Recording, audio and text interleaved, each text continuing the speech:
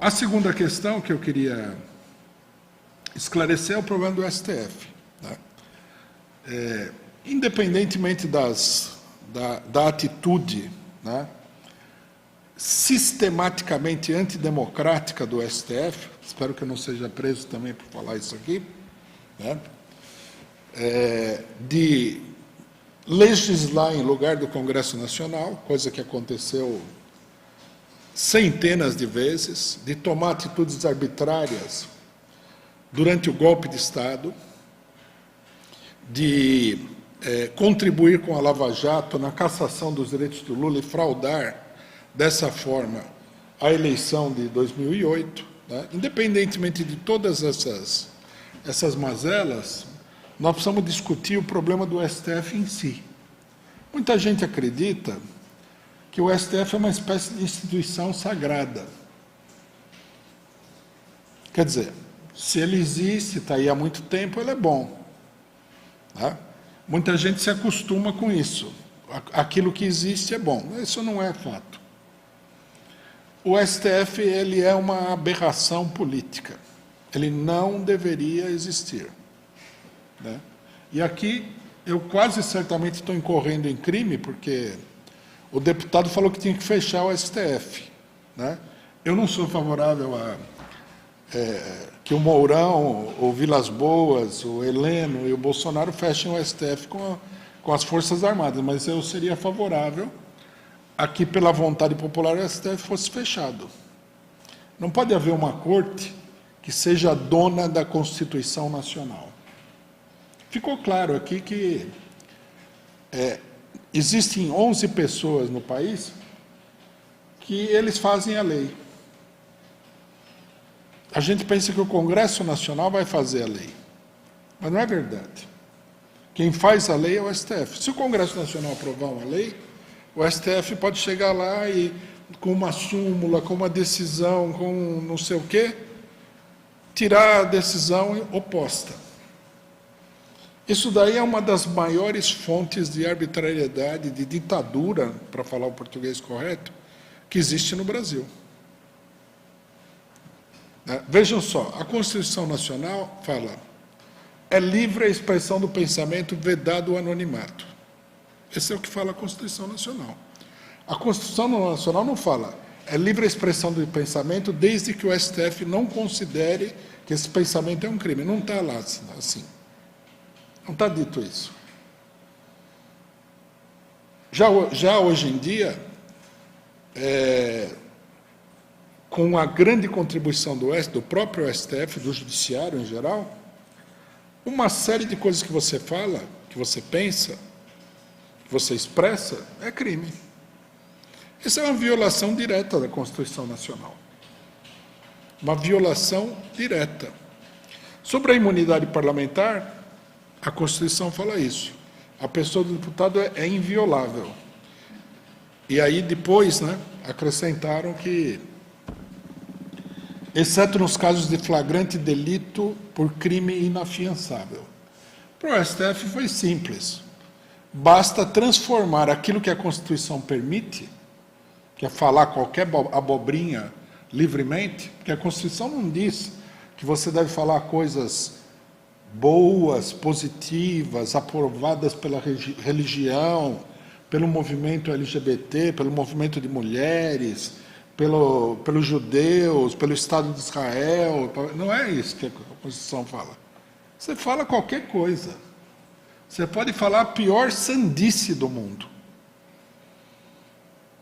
Você pode ir lá e defender que tem que castrar todos os homens do país. É uma barbaridade como ideia. Também uma idiotice. Mas você pode falar isso aí. Você não tem que falar aquilo que os outros gostariam. Outros quem? Quem, né? Porque ninguém fez um plebiscito para saber se o que o cidadão falou é a vontade do povo. Mas o STF foi lá e transformou aquilo que a Constituição permite em crime inafiançável com o aplauso da esquerda.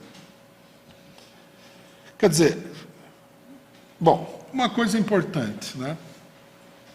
Para as pessoas que acham que o STF é uma coisa maravilhosa e tudo mais. Eu acho até que a gente deveria abrir um debate sobre o problema do STF. Porque nós estamos numa denúncia do STF já há vários anos, são muitas coisas. Nós já levantamos esse problema aqui em inúmeras oportunidades. Nós temos que abrir um debate específico, né?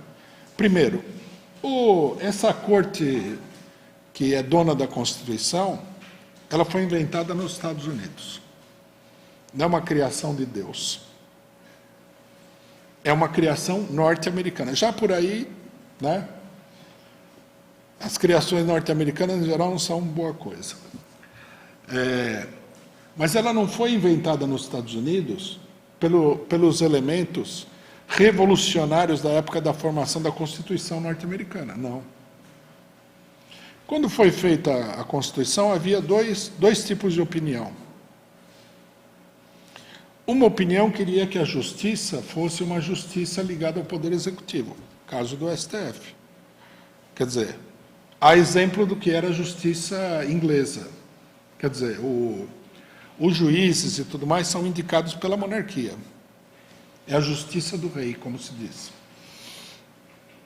Essa era a direita, né? Essa posição foi derrotada, mas depois ela voltou contra a vontade da ala esquerda dos fundadores, dos chamados, né? Estados Unidos é um país brega, então tem esse negócio dos pais fundadores do país, que é um negócio brega, dos chamados pais fundadores do país, né? Então, os pais fundadores, a ala esquerda dos pais fundadores, por exemplo, especificamente, né, o que foi presidente dos Estados Unidos, Thomas Jefferson, que é o homem que escreveu aquela... Era um dos espíritos mais democráticos, digamos assim, da Revolução Americana. Ele que escreveu aquele negócio da busca da felicidade e tudo mais, que acho que é um preâmbulo da Constituição, né? Todo homem tem direito a isso, aquilo, a busca da felicidade. Ele achava que a Corte Constitucional era uma monstruosidade. Bom, na Inglaterra, o controle de constitucionalidade, o apelo constitucional, era feito pela Câmara dos Lordes, não era feito por um STF. A Inglaterra só tem uma Corte Suprema há aproximadamente 10 anos. Quer dizer, foi formado num momento ultra-reacionário. Foi formado para quê? Para deformar o problema da Constituição, né? Na França não existe um STF. Você tem várias cortes de apelo de última instância. Uma delas é constitucional. Mas no Brasil você tem essa monstruosidade. É quase que como é que se diz? É quase que um governo dentro do governo. Ele tira o poder do executivo, ele tira o poder do legislativo, ele muda a Constituição, ele faz lei. Isso não poderia nunca existir. É evidente que você tem que ter corte de apelo, mas o controle constitucional deveria ser feito por um organismo eletivo. O STF é apontado pelo Executivo, que não é o poder político mais democrático. Então, isso daí precisaria ser discutido, né? É uma questão importante. Eu sei que para a esquerda brasileira, os problemas da democracia, o problema da Constituição e tudo, não tem a menor importância. Até porque eles vivem no mundo da lua e normalmente eles não fazem política seriamente. Ou então tem uma parte da esquerda que se adapta ao que existe aí. O que existe é bom, né? E quase todos têm posições profundamente antidemocráticas, né? Mas a questão do STF precisaria ser discutida.